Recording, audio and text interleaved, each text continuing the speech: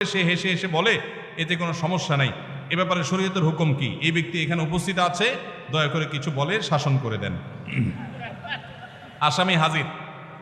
ভাইরা আমার, দাড়ি লম্বা করা এটা নবী সাল্লাল্লাহু আলাইহি ওয়াসাল্লামের নির্দেশ। তিনি বলেছেন আফুল্লুহা আরফুল্লুহা, তোমরা দাড়িকে ছেড়ে দাও।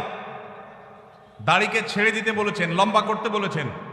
সাহাবীদের মধ্যে এক মুষ্টির পরে, বুখারীর হাদিসে এক মুষ্টির পরে অতিরিক্ত অংশ কাটার বিষয়টা সাব্যস্ত আছে। এর আগে এক মুষ্টির আগে সাহাবীদের কারো কাছ থেকে, নবী সাল্লাল্লাহু আলাইহি ওয়াসাল্লাম থেকে কোনো হাদিসে দাড়ি কাটা ছাটার কোনো প্রমাণ নাই। এই জন্য সারা বিশ্বের প্রায় সব উলামায়ে ইকরাম একমত যে দাড়ি লম্বা করা ওয়াজিব। কিছু ইখতিলাফ আছে, আরবের কিছু আলেমদের ভিন্ন মত আছে। বেশিরভাগ আলেমদের মতে হলো দাড়ি লম্বা করা কি ওয়াজিব। ইজিপশিয়ান কিছু আলেমদের ভিন্ন মত আছে, আরো কিছু আলেমদের ভিন্ন মত আছে। বাকি মেজরিটি আলেমদের মত হলো ওয়াজিব। আমরা বলি দাড়ি রাখা সুন্নত, সেটা সুন্নত এই অর্থে নবীজিও দাড়ি রেখেছেন, সেই হিসাবে সুন্নত। কিন্তু তিনি নির্দেশ করলে সেটা কি হয়ে যায়? সেটা আমভাবে ওয়াজিব হয়ে যায়, সেই হিসাবে দাড়ি রাখা ওয়াজিব। অতএব ভাই, যদি কেউ মনে করে দাড়ি না রাখলে সমস্যা নাই, তার কাছে সমস্যার ডেফিনিশনটা কি, সংজ্ঞাটা কি? কেউ তো বলতে পারে নামাজ না পড়লেও সমস্যা নাই, কিন্তু একজন মুসলমান মনে করবে আল্লাহর নবীর ওয়াজিব তরক করলে সমস্যা আছে না নাই? আছে। কিয়ামতের ময়দানে তার জন্য জবাবদিহি করতে হবে কি হবে না? হবে।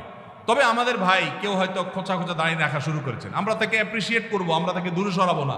আলহামদুলিল্লাহ ভাই শুরুটা করে দিয়েছেন, ইনশাআল্লাহ আল্লাহ এটাতে বরকত দিবেন। আমরা তাকে এটাকে লম্বা করার জন্য নসিহা করব। তবে সেই সাথে এটাও আমাদের মাথায় রাখতে হবে, দাড়ির চাইতে অনেক ইম্পর্টেন্ট নির্দেশ আছে আল্লাহর, যেগুলো আমরা অহরহ লঙ্ঘন করি। আছে না নেই? এটা শুনে আবার বেদাড়িয়ালা একটু খুশি হয়ে গেছে, যাক আমাদের পক্ষে একটু আসলো। ভাইরা আমার, দাড়ি রাখা ওয়াজিব, সেটা নিয়ে কোনো আলাপ নাই, সেটা নিয়ে কোনো ছাড় নাই। কিন্তু পাশাপাশি আমাদের এটাও মাথায় রাখতে হবে যে আল্লাহর অন্যান্য ফরজ বিধানগুলো মানতে হবে। অনেকে লম্বা দাড়ি আছে, মুখ খারাপ করে, আছে না নাই? বাংলা একটা প্রবাদ আছে, হাজী সাহেবের মুখ খারাপ। কি বলে? হাজী সাহেবের মুখ খারাপ। এই লম্বা দাড়ি নিয়ে মুখ খারাপ করে কি করে না? এই লম্বা দাড়ি নিয়ে দোকানদার দেশি মশারি আর ইন্ডিয়ান মশারি মিশায় দেশি মশারি তেলগুলো বিক্রি করে কি করে না?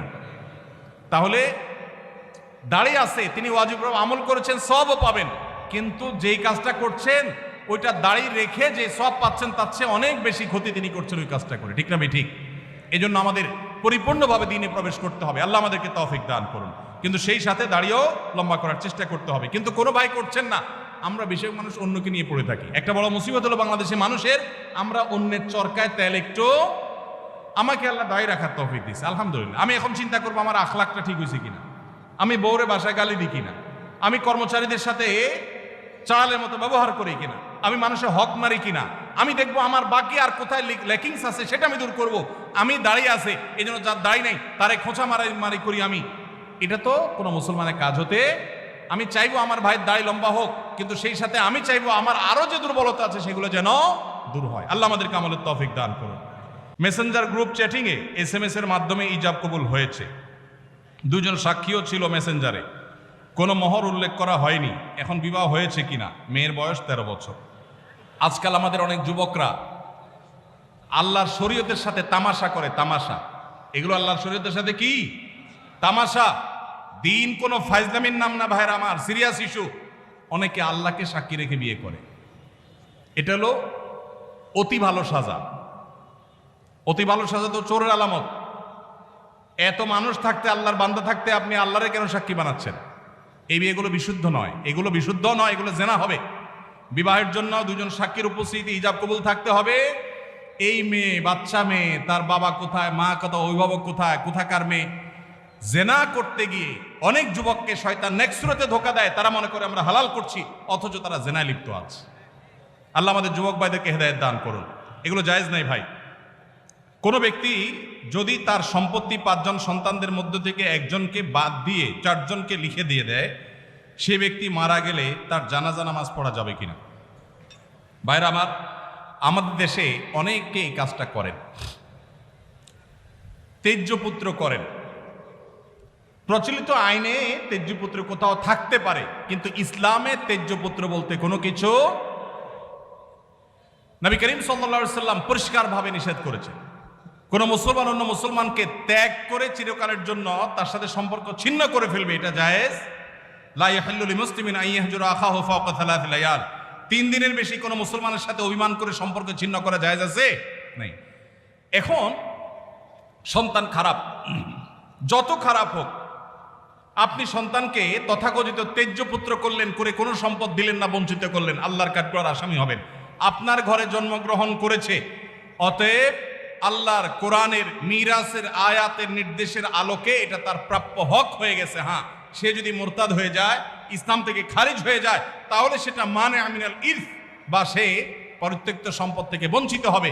কিন্তু মুসলমান আছে, আপনার কথা শুনে না, আপনার খায় খেদমত করে নাই, আপনি সে অজুহাতে তাকে কিছু দিলেন না, বাকি সন্তানদেরকে দিয়ে দিলেন, আল্লাহর কাঠগড়ায় আসামি হতে হবে, জায়েজ হবে না।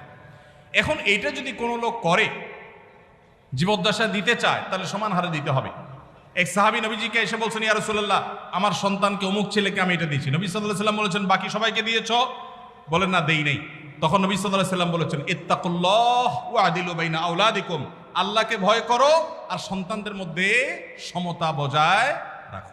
এই জন্য ভাইরা, এই জুলুম করা যাবে না। ইসলাম আমাদেরকে সাম্য এবং ইনসাফ শিখিয়েছে, সেটা আমাদের সব ক্ষেত্রে করতে হবে।